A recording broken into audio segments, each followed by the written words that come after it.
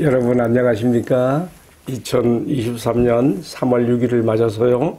오늘 사무엘상 19장 18절로 24절의 말씀을 함께 나누겠습니다. 제가 네 구절을 봉독합니다. 18절 다윗이 도피하여 라마로 가서 사무엘에게로 나아가서 사울이 자기에게 행한 일을 다 전하였고 다윗과 사무엘이 나요스로 가서 살았더라.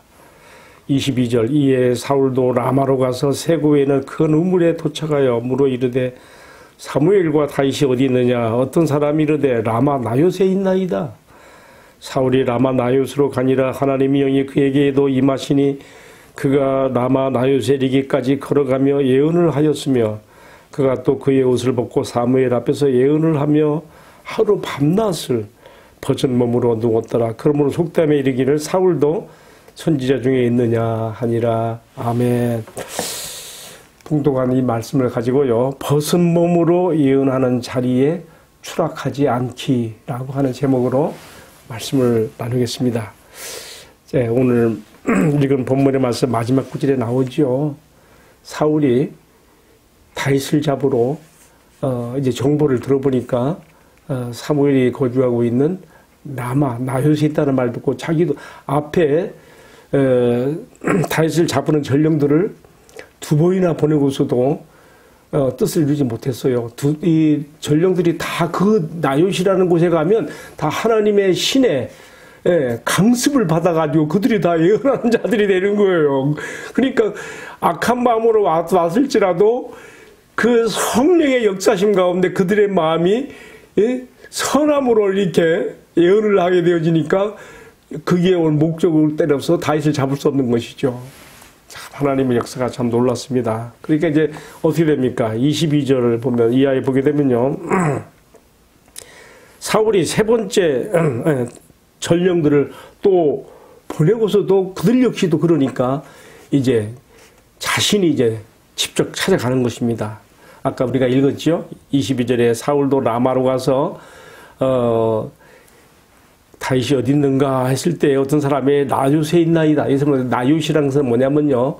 어떤 지명이 아니고 어떤 특정한 목적을 위해서 이루어진 정착 지역이라고 우리가 이해할 수가 있습니다. 제 생각에는요. 사무엘이 라마, 나요 여기 이 지역 안에다가 선지 생도들을 키우는 선지 학교를 했으리라고 이렇게 짐작을 해보게 되는데요. 그리로 가는 거예요. 그때 어떤 일이 벌어졌습니까? 23절에 보면 하나님의 영이 그에게 강력하게 임하셔서 그 역시 걸어가면서 예언을 해요. 그런가 하면 24절에서는 날이 더웠는지 모르지만 그가 옷을 벗고 사무엘 앞에서 예언을 하며 하루 밤낮을 벗은 몸으로 누워있더라. 그렇게 나와 있습니다. 여러분, 저는 특별히 방금 읽은 24절의 말씀에 주목하게 됩니다. 이 사울이 처음에 왕으로 세움받았을 때에는요, 이렇게 추락된 자리에서 하는 예언이 아니라 하나님의 거룩한 영이 임하여 그가 하나님의 뜻을 이제 이루어가게 되는 자로서의 어떤 성령의 역사심 가운데 그가 예언을 해요. 그게 10장 6절에, 사무엘상 10장 6절에서 11절까지 볼 수 있습니다. 그가 하나님 앞에 새 마음을 받았고, 그리고 그가 예언을 하면서 변화된 모습을 보여줬어요. 근데 오늘 본문의 말씀은 정반대로 뒤집어진 모습이에요. 이제는 왕의 자리에서 하나님께 대한 불순종으로 이미 폐위가 되었고, 또 자신보다 더 나은 다윗이 등장이 됐을 때 그를 시기하고 또 그에 대해 두려움을 가진 나머지 계속 그를 죽이려고 하다 보니까 계속 자기 파멸로 가게 되어지고, 양심도 이미 화이 맞은 것처럼 되어져서 악을 행하면서도 악인 줄 모르고 그렇게 변질되어 있는 우리가 사울의 모습을 볼 수가 있습니다. 그러니까 오늘 본문에 나와 있는 사울의 예언하는 모습은 다윗을 잡아 죽이러 왔던 곳에서 그것을 막기 위해서 주의 영이 임하여 그가 예언하게 되어지는 그런 분으로서 그 악한 도모가 막아지는 그 모습이고요. 그러니까 또 그것을 마치 그가 하는 예언은 예언이지만은 그 얼마나 그가 부끄러운 수치의 몸으로 하는 애언인가를 보이기 위해서 그가 벗은 몸으로 옷을 벗고 애언하고 있다. 우리가 이 모습에 주목해야 되는 것입니다. 여러분, 저는 이 말씀을 읽으면서요, 이런 생각을 해봐요. 지난날 아무리 하나님 앞에 큰 은혜를 받았던 하나님의 종이라고 하여도 자신의 사욕으로 인하여서 하나님의 은혜를 쏟아버리고 나면, 그리고 사람이 변질되면 얼마든지 부끄러운 모습으로 추락될 수가 있으며, 또 이럴 때는 자신의 그 자리와 직무와 직책을 내려놓고 돌아가는 것이 좋겠지만, 그렇지 않고 계속 그 자리에 머물러 있으면 마치 그것은 벗은 몸으로 하나님의 말씀을 예언하고 있는 것 같은 추락된 자의, 추한 자의, 변질된 자의 예언, 하나님 말씀의 전달이 될 수 있다고 하는 무서운 경고를 여기서 받게 되어지는 것입니다.